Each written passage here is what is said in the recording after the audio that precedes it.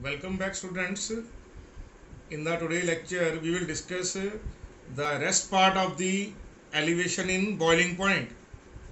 In the previous lecture, हमने discuss किया था कि जो वेपर प्रेशर ऑफ द जो ग्राफ नंबर 1 है वो प्योर सॉल्वेंट का वेपर प्रेशर का लाइन है, जो 2 और 3 है ये सॉल्यूशन का लाइन है, और हमने वाया द डेरिवेशन हम इन दो रिजल्ट्स पे आए थे, that delta T B proportional to X B and delta T B proportional to M. तो अगर आप इन डेरिवेशन को दोबारा से देखना चाहते हैं तो आप इससे पिछले वाले वीडियो को सब्सक्राइब करके देख सकते हैं। उसमें हमने पूरा का पूरा डेरिवेशन इसको सॉल्व किया हुआ है। तो आइए चलते हैं कि ये जो डेल्टा टी बी है, जो एलिवेशन इन बॉइलिंग पॉइंट है, उसको हम कैसे डिराइव करेंगे फर्दर। अभी क्योंकि पूरा आंसर नहीं आ पाया यहाँ पे। देखिए, दो चीज़ें आप समझ लीजिए। वेपर प्रेशर जो है वो कॉलिगेटिव प्रॉपर्टी नहीं है, लेकिन जो relative lowering of vapour pressure है इज ए कॉलिगेटिव प्रॉपर्टी। आपको ये बात समझनी है।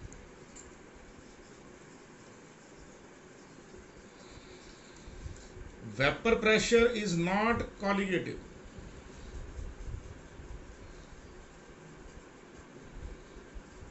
but relative lowering of vapor pressure is a colligative property. दूसरा, boiling point also is not a colligative property, but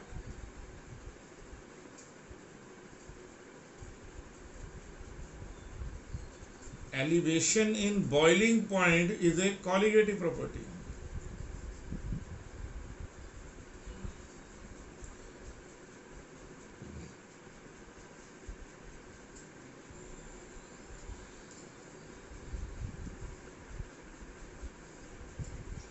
तो ये जो दो पॉइंट हैं हमने लास्ट क्लास में आपके साथ डिस्कस किए थे। तो चलिए आइए इसको फर्दर हम लेके चलते हैं। नाउ आप इसको ध्यान से प्रीवियस जो टॉपिक हमने, क्योंकि ये प्रेशर ये हम कंटिन्यू में पढ़ रहे हैं, अभी boiling point elevation boiling point पूरा नहीं हो पाया अभी तक। तो आप इसको दोबारा से एक रिव्यू ले लीजिए। मैं रिव्यू कर रहा हूँ आपको कि this is the graph number 1 is the graph of the pure solvent. The vapour pressure increases with the increase in temperature where the vapour pressure becomes equal to 1 atmospheric boiling of the pure solvent occurs. If you add a non-volatile solute to the solvent, उसका vapour pressure नीचे आ जाएगा room temperature पे। तो उसके बाद क्या होगा, you again start heating it, तो क्या होगा, it's boiling point will increase. ये जो आपके पास आया है ये increase in boiling point of solution number 2 है, और ये जो पोर्शन है ये किसके इक्वल है, ये है elevation in boiling point in solution number 3। तो ये 2 का आंसर। तो ये जो ग्राफ में अब चेक कीजिए, ये जो डिफरेंस है ये है एलिवेशन, दोनों टेम्परेचर का difference. Are you okay with that? Sure. तो इस पूरे के पूरे डेरिवेशन को आप लास्ट वीडियो में देख सकते हैं। ओके, मैं पॉज कर रहा हूँ, आप इसको नोट डाउन कर लीजिए, जो सिंपल सा हमने एक रिव्यू लिया है, और उसके बाद हम फर्दर इसको करते हैं। Now first we take the equation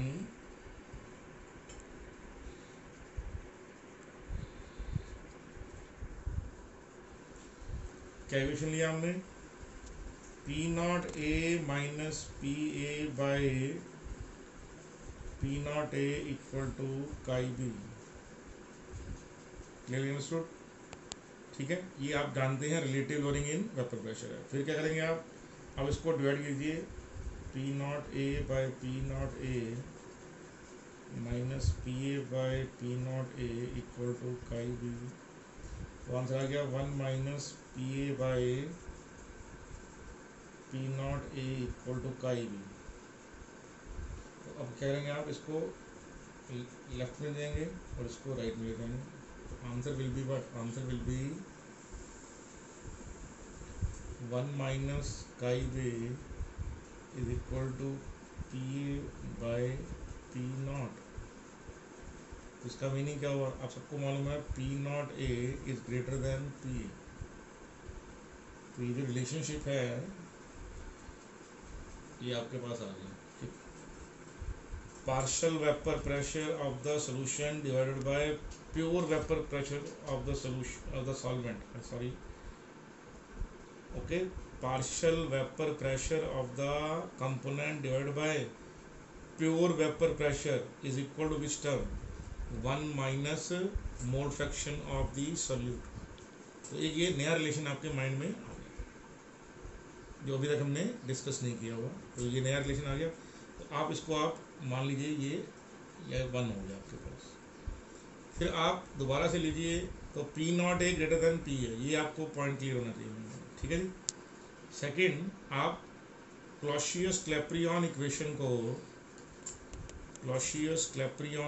को दोबारा से लिखें।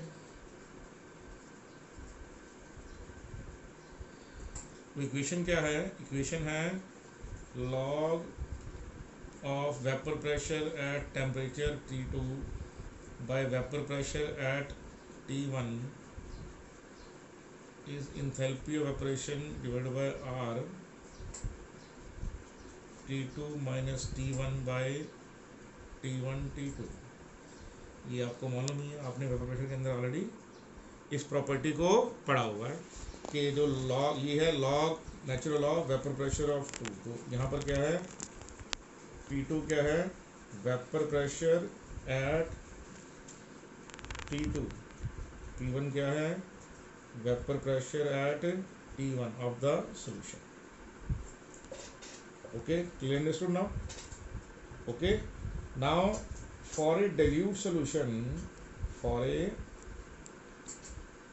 dilute solution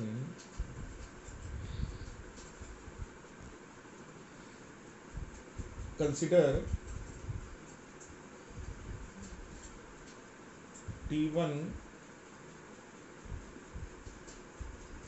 and T2 very close together। जैसे आप मान लीजिए कि 100, एग्जांपल दे रहा हूँ, जैसे 100 इंटू 100 पॉइंट मान लीजिए 0.5 है। तो जो इनका मल्टीपल है वो लगभग इनके बराबर दो, वो लगभग 100 इंटू 100 के इक्वल ही होगा, कोई ज़्यादा डिफरेंस नहीं आएगा।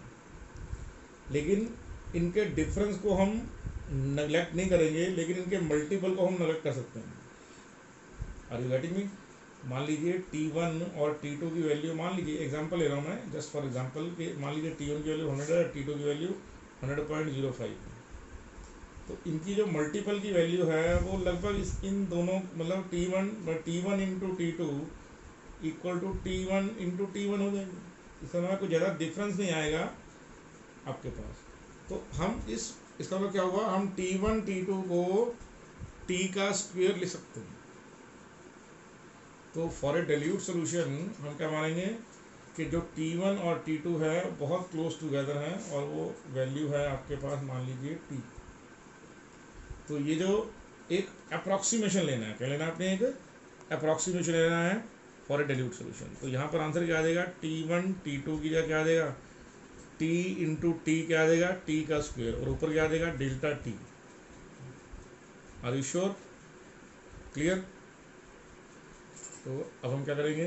अब हम इसके बाद log P2 by P1 is equal to delta H by R delta T by T square लिख देंगे इसको। Are you okay with that?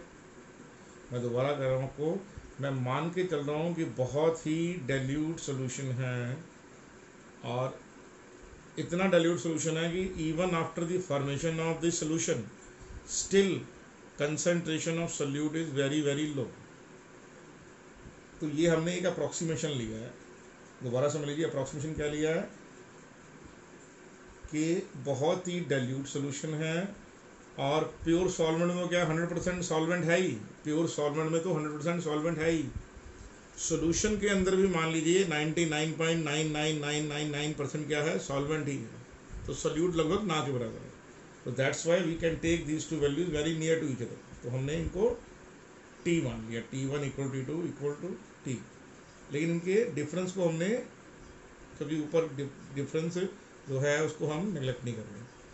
तो मेरे पास ये एक इक्वेशन आ गई। तो इस इक्वेशन को अब मैं करूँगा, दिस इक्वेशन को अब मैं लिख दूंगा यहाँ पे इक्वेशन नंबर 2।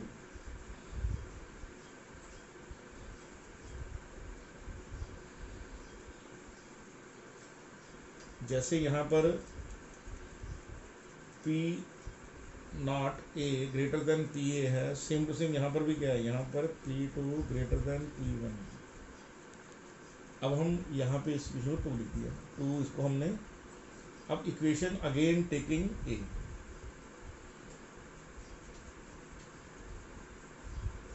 आपने फर्स्ट इक्वेशन को दोबारा से ले लिया, तो यहाँ पे आंसर क्या आएगा, 1 minus mole fraction of A is equal to P A by P naught A. क्या करेंगे, आप दोनों साइड लॉग ले लीजिए, log 1 minus chi B is equal to log P A by P naught A. आप दोनों साइड में करेंगे, दोनों साइड में अगर आप, अब क्या करेंगे आप लोग, दोनों साइड में आप -1 से मल्टीप्लाई कर देंगे, -1 log 1 minus mole fraction of B is equal to minus log P naught A by P A. तो यहाँ तो माइनस मान लीजिए, ये जो माइनस का सिंबल है उसकी वजह से क्या होगा, लॉग जो ये वैल्यू है जो P naught A by P है, ये इनवर्स में due to this negative only, तो ये नेगेटिव सिंबल निकल जाएगा और ये लॉग की वैल्यू क्या होगी, लॉग की वैल्यू इनवर्स में लिखी जाएगी। तो लॉग आपके पास आ गया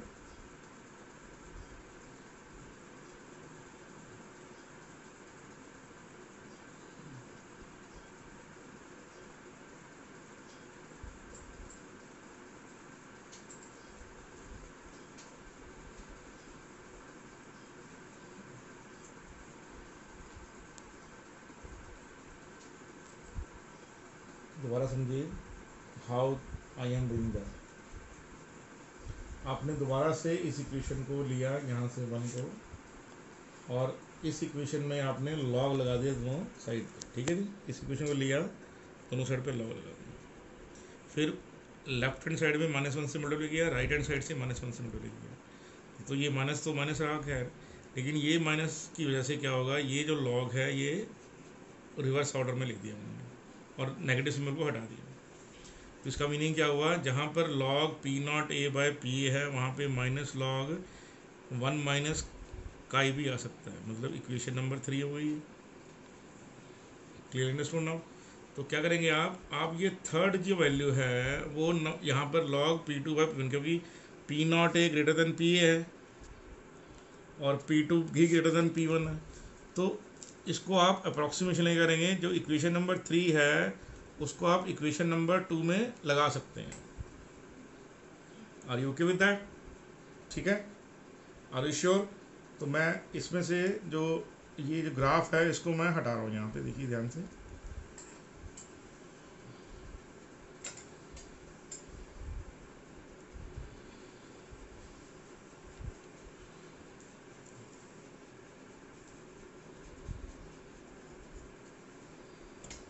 तो ये आपका 1 ऑफ था, ये आपका नंबर 2 था, ये नंबर 3 है और ये नंबर 4 है, ठीक है।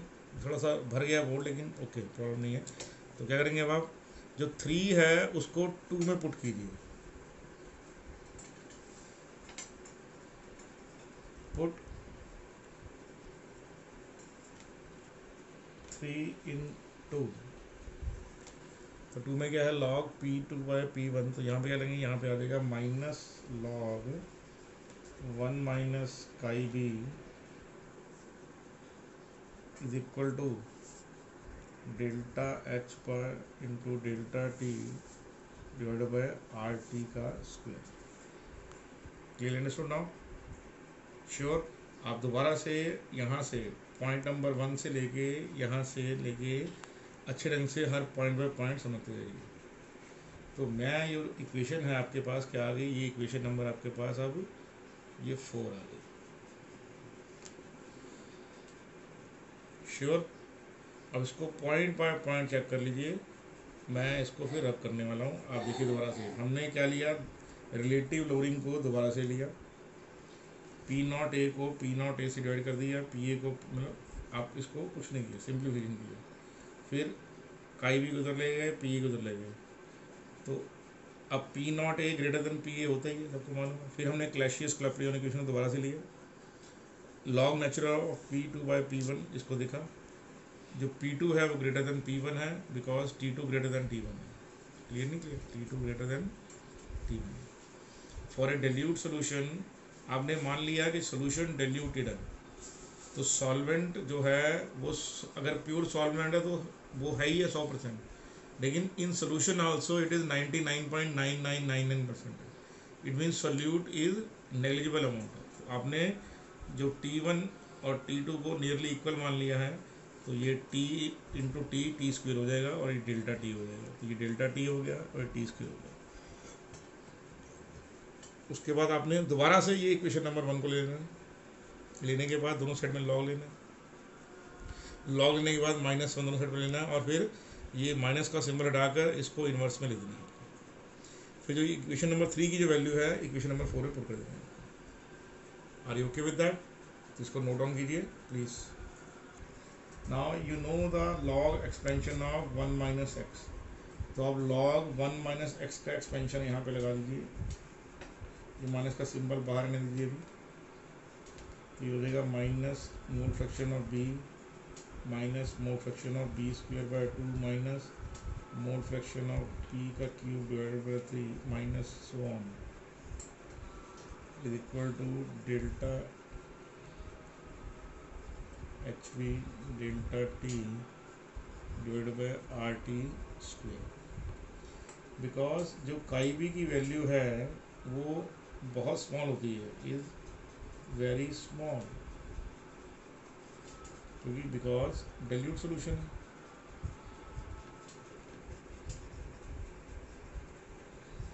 तो इसका मतलब क्या हुआ, जो हायर पावर है they can be neglected since chi B is very small. So क्या होगा,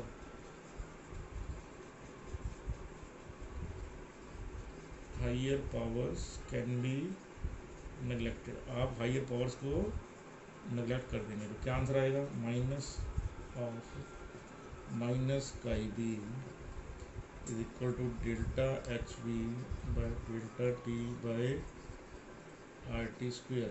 तो ये माइनस माइनस क्या हो जाएगा, plus. Now chi B is equal to delta H B into delta T by R T square. सबको मालूम है काई बी वैल्यू क्या होती है, molality into molar mass of A by 1000। ये हमने बहुत बार किया हुआ है डेरिवेशन, तो ये वैल्यू आपको मालूम है, वो वैल्यू यहाँ पुट कर दीजिए। ये बहुत बार हमने आपको सॉल्व कर दिया हुआ है, उससे क्या आंसर आपके पास आ जाएगा आपके पास यहाँ पे, in place of chi B you can put this value, आपने पुट कर दिया तो क्या आंसर आ गया, molality into molar mass of A by 1000 is equal to delta H V into delta T by R T का square.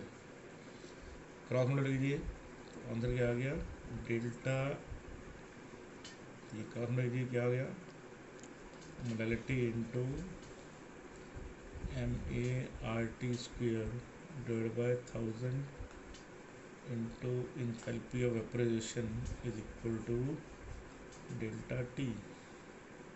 Are you sure? तो ये जो पूरी की पूरी वैल्यू है, ये वैल्यू जो आप देख रहे हैं, ये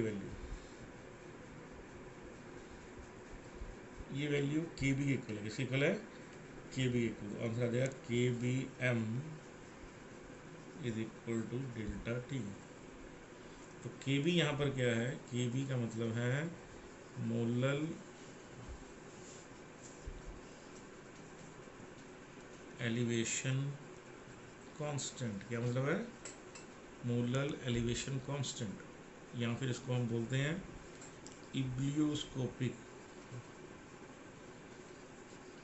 इब्लियोस्कोपिक कांस्टेंट।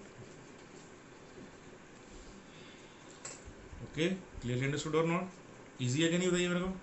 तो कुछ नहीं किया आपने, क्लॉसियस क्लैपेरियन को सॉल्व करते गए और आपके पास यहाँ पे एंड में delta T V equal to K B M आ गया। क्लियर नहीं क्लियर? जो के बी की वैल्यू है depends upon solvent and the pressure. आपको जो सभी वैल्यू बुक में दी गई होंगी वो सारी की सारी 1 एटमॉस्फेरिक पर डिफाइन है। के बी, जैसे के बी की वैल्यू वाटर की है 0 पॉइंट, जैसे पानी की आप चेक करेंगे तो पानी में के बी की वैल्यू कितनी आ रही है, तो आंसर आएगा यहाँ पे आपके पास 0.512, ठीक है, केल्विन मोलर इनवर्स। तो ये वैल्यू किस पर डिफाइंड है, ये वैल्यू डिफाइंड है आपकी 1 एटमॉस्फेरिक पर। तो इसलिए आपको जो टेबल वैल्यूज मिलेंगी केबी की वो 1 एटमॉस्फेरिक पर डिफाइन मिलेंगी। अदरवाइज नहीं तो क्या होगा, प्रेशर अगर चेंज होगा, क्योंकि सबको मालूम है boiling point, because T changes with the change in atmospheric pressure.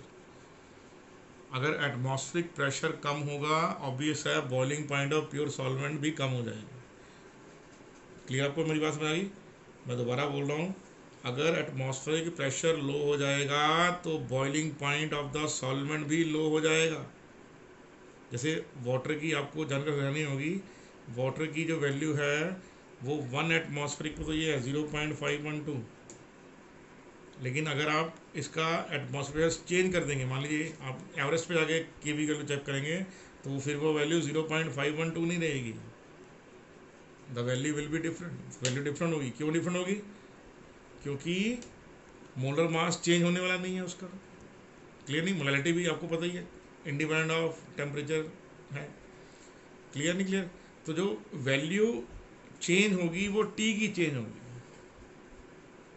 Are you okay with that और नॉट? तो ये जो टी की वैल्यू है it changes, boiling point of a solvent changes with the change in the atmospheric pressure. इसलिए the value of Kb depends upon solvent and the pressure. Are you okay? Sure? इसको note down कर लीजिए, फिर हम आगे चलते हैं। Value है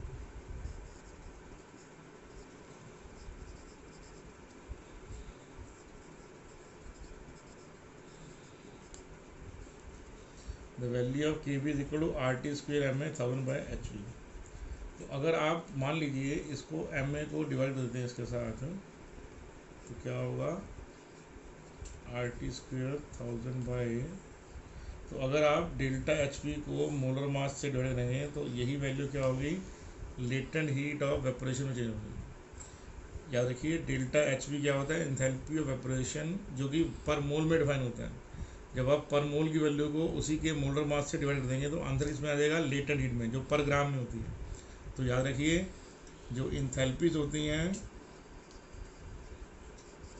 वो पर मोल में डिफाइन होती हैं, और जो लेटेंट हीट होती हैं वो पर ग्राम में डिफाइन होती हैं। तो ये आपको समझना चाहिए, ठीक है नहीं?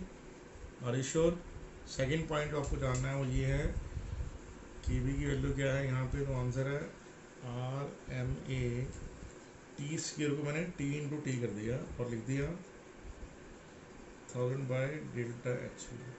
सबको मालूम है T यहाँ पर क्या है, boiling point of the pure solvent in kelvin term. तो इसको आप T से डिवाइड कर दीजिए तो क्या आंसर आ गया, RMA molar mass of solvent T divide by 1000/ΔHV/T। उससे आंसर क्या आ गया, उससे आंसर आ गया, सबको मालूम है enthalpy of vaporisation by T boiling. तो क्या होता है enthalpy vaporisation by T boiling, तो आंसर होता है इंट्रॉपी ऑफ वेपोरेशन। तो आप चाहें तो Kb की वैल्यू को RMA × T 1000 entropy of vaporisation इसके अंदर ले सकते हैं। Are you sure about that? तो Kb की जो वैल्यू है वो आप किसी भी टर्म में आप डिफरेंट टर्म्स में एक्सप्रेस कर सकते हैं। Sure about that? Original value Kb की वही है, ठीक है। R है आपके पास 8.314, T की वैल्यू है boiling point of solvent in kelvin, ये है molar mass of the solvent taken, enthalpy of vaporisation in 2000। तो ये सब पॉइंट बाय पॉइंट आपको बनना चाहिए। Are you sure? क्लियर? अगर आप बाय डेफिनेशन जाएंगे तो क्या आंसर आएगा? Delta T B equal to K B M. मान लीजिए मोलैलिटी 1, इफ मोलैलिटी इज 1, हालांकि बता दूं ये आइडियल कॉन्सेप्ट है। अगर मोलैलिटी, याद रखिए इस बात को, हालांकि सभी बुक्स में डेफिनेशन यही है, लेकिन अगर मोलैलिटी 1 होती है तो मोलैलिटी 1 हाईली कंसंट्रेटेड सोल्यूशन है। खैर ये बात जो है आईआईटी लेवल के जो आपके एंट्रेंस एग्जाम आएंगे उसमें डिस्कशन में मेरे ख्याल से नहीं आएगी, because molality 1 means concentration is high, और उस हाई कंसंट्रेशन पर जो डेविएशन है फ्रॉम आइडियल सिचुएशंस नहीं होता, मैं पहले बोल दूँ आपको, ठीक है नहीं। लेकिन आपको ऐसा कोई भी केस नहीं आएगा जिसमें डेविएशन आइडियल से अलग नजर आए। इसलिए अगर आप मोलैलिटी को 1 ले लेंगे तो क्या होगा बताइए? मोलैलिटी को मैं दोबारा बोल दूँ बात को, क्या करना चाहता हूँ, मोलैलिटी अगर 1 है तो वो हाईली कंसंट्रेटेड सोल्यूशन है, वो डाइल्यूट सोल्यूशन नहीं है। जबकि हमने पूरा का पूरा क्लॉसियस क्लैप्रियन का जो डेरिवेशन किया अभी, उसमें सोल्यूशन को डाइल्यूट माना है कि वो हाईली डाइल्यूटेड है। लेकिन क्योंकि आपके बुक्स में ऐसा लिखा हुआ है तो हम उसको लेके चलते हैं। चलिए कि if m is equal to 1, अगर m 1 ले लें आपके पास तो क्या होगा बताइए? डेल्टा टी बी की जो वैल्यू है वो इक्वल टू के बी हो जाएगी। Delta T B is equal to K B. Clear नहीं क्लियर आपको मिल रहा? Are you sure? ठीक है। तो अगर डेल्टा टी बी की value equal to K B है, इसका मतलब क्या हुआ? Elevation in boiling point, molar elevation in boiling point is defined as increase in the boiling temperature when 1 mole of solute dissolved in 1 kg of solvent। ठीक है जी, मैं दोबारा बोलता हूँ कि बी की डेफिनेशन क्या होगी, फिर चेक करते हैं हम इसको। मैं रब ऑफ कर दूँ, क्लियर? यहाँ देखिए, what is the value of K B. So elevation in boiling point is equal to K B M. तो अगर मोलैलिटी, इफ मोलैलिटी इज 1, अगर मोलैलिटी मान लीजिए 1 है तो delta T B equal to K B हो जाएगा। तो ये के बी क्या है? K B is R T square M A 1000 by enthalpy of vaporisation of the given liquid. तो अगर delta T B equal to K B है तो इसको आप डिफाइन कैसे करेंगे? के बी क्या है? मोलर एलिवेशन कांस्टेंट और इब्लियोस्कोपिक कांस्टेंट। के बी क्या है? मोलर एलिवेशन कांस्टेंट और इब्लियोस्कोपिक कांस्टेंट। किसके इक्वल हो गया? डेल्टा टी बी के। Is defined as increase in boiling point when 1 mole of the non electrolyte solute is dissolved in 1 kg of solvent. ठीक है। तो जो डेल्टा टी बी है इसको आप ध्यान देखिए दोबारा से। तो ये क्या होगा? T abnormal is minus T normal is equal to this. Not sure? तो आप लिख सकते हैं, कोई क्वेश्चन आ जाए what is the boiling point, तो आंसर क्या आ जाएगा? T naught B plus K B N. Are you okay with the situation now? Okay, sure? तो ये मालूम पड़ गया आपको? Please note down this. Okay, now let discuss a simple question. Vapour pressure of water at 300 Kelvin is 12.3 kilopascal. Calculate the vapor pressure for 1 molar solution and also find the boiling point of the solution.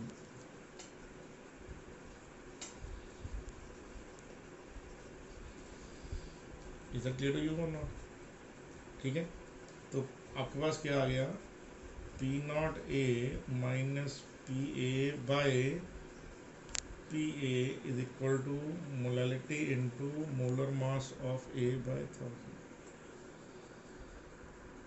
मैं दोबारा बोलूँ, मैंने P naught ए लिखा है, यहाँ पे P A लिखा है, श्योर, और ये इक्वेशन मॉडिफाई कर देंगे.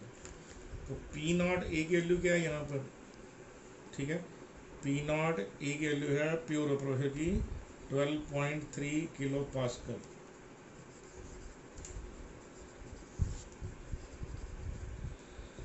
तो ये पी नॉट बाय दे कर दिया, पी बाई कर दिया.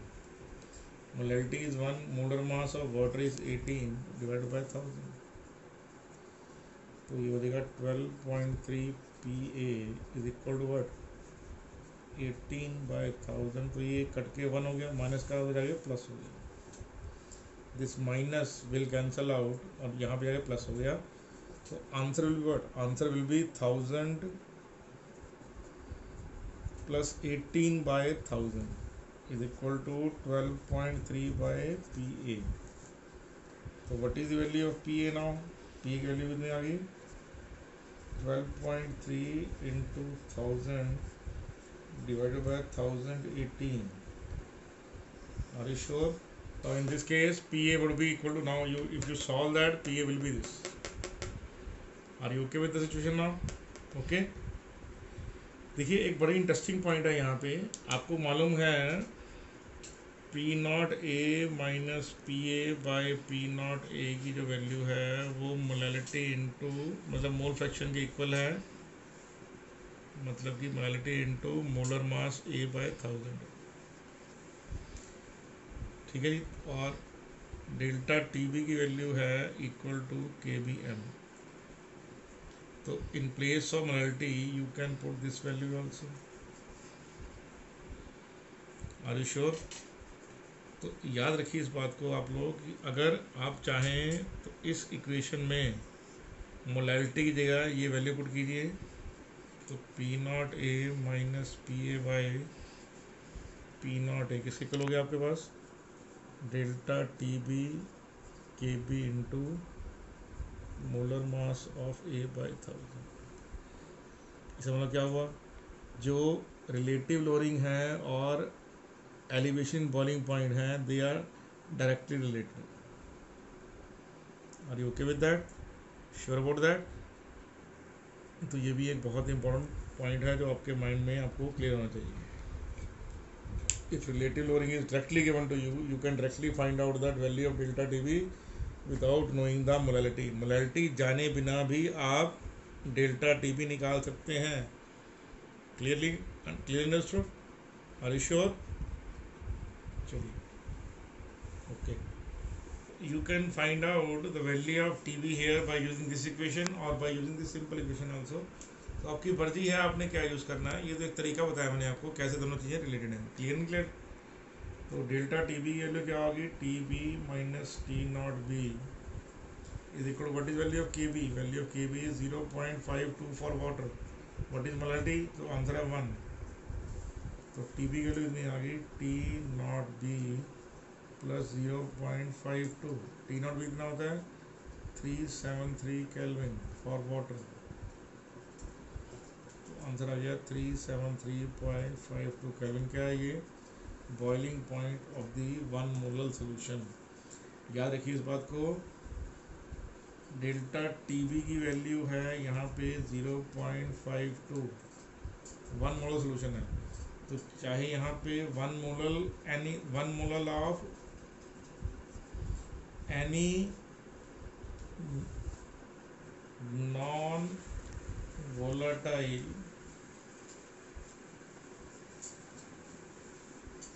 non electrolyte हो,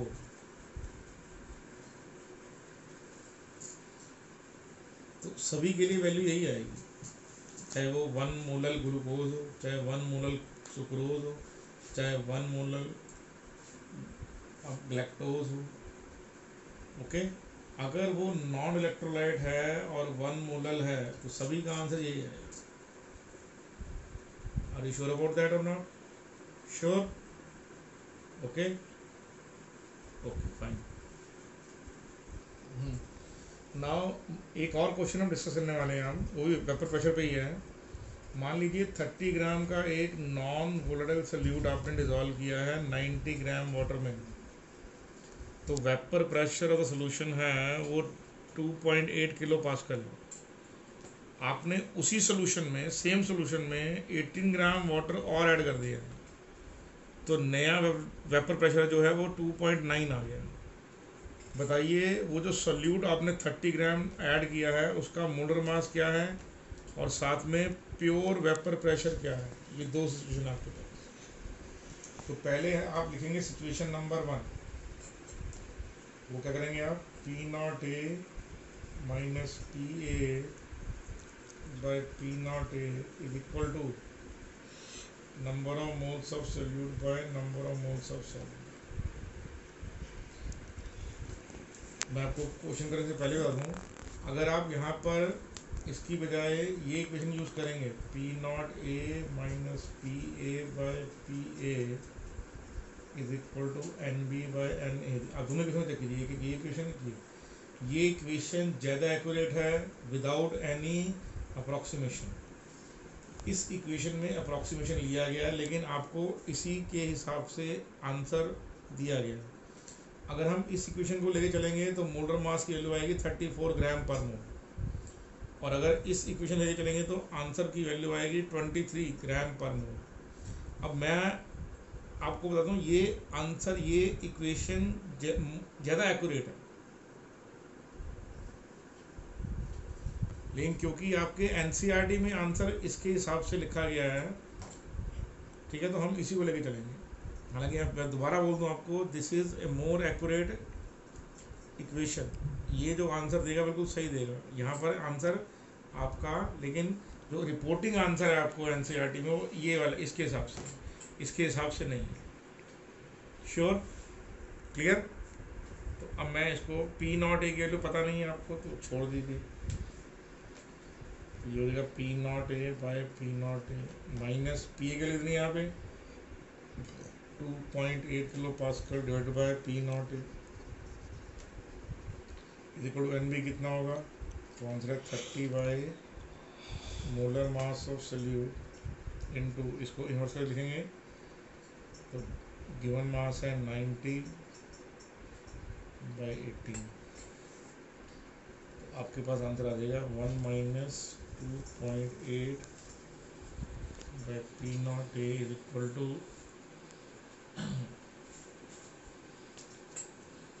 6 बाय बी।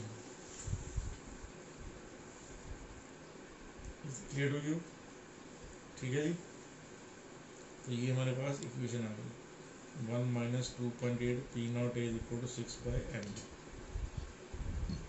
तो इसका मतलब क्या हुआ, इसका मतलब ये हो गया हमारे पास एक इक्वेशन ये है। दूसरी इक्वेशन क्या होगी आपके पास, वो होगी यहाँ से। वो कह रहा है अगर 18 ग्राम वाटर और ऐड कर दें हम, क्या कर दें, 18 ग्राम वाटर और ऐड कर दें हम, तो क्या होगा, तो हमारे पास जो इक्वेशन की वैल्यू है वो वैल्यू क्या आएगी, वो वैल्यू वेपर प्रेशर की 2.9, कितनी 2.9 आएगी। तो आंसर क्या आएगा, आप कैसे कर लीजिए, इसमें पी नॉट ए की जगह पी नॉट ए तो 1 आ गया, ये P naught A minus 2.9 by P naught A is equal to N B by N A. तो एन बी कितनी है यहाँ पे, आंसर है आपके पास 30 by M B into 18 gram is more rate, तो 90 प्लस 18 कितना हो गया, 108 बाय 18। तो कट के आंसर कितना आ गया आपके, पूरा कट के आंसर आ गया आपके पास यहाँ पे 5 by M B 1 minus 2.9 by P naught ए।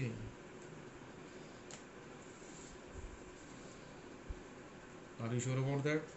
तो यहाँ से देखिए 1 की वैल्यू कितनी आ जाएगी, 2 बाय पी नॉट ए प्लस 6/MB, और यहाँ से आंसर आएगा 1 is equal to 2.9 P0A plus 5/MB।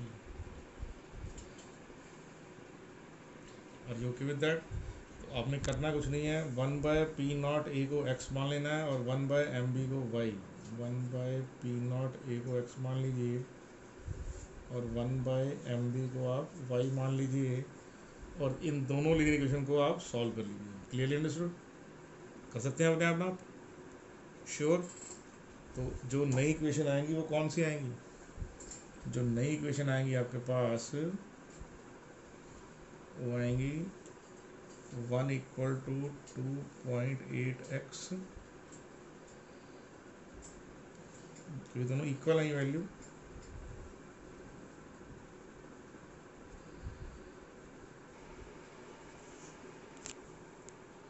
Okay, clearly?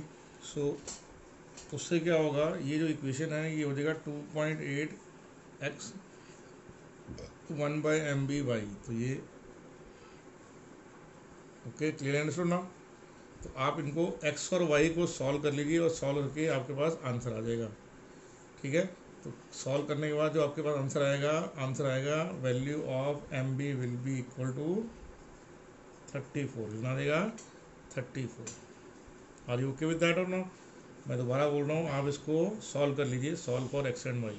कैसे? इसको मल्टीप्लाई कीजिए 5 से, इसको मल्टीप्लाई 6 से, you will get the value of x and y। जब आप x और y को पुट करेंगे आपके पास आंसर आ जाएगा। Are you okay with that? Sure? चलिए।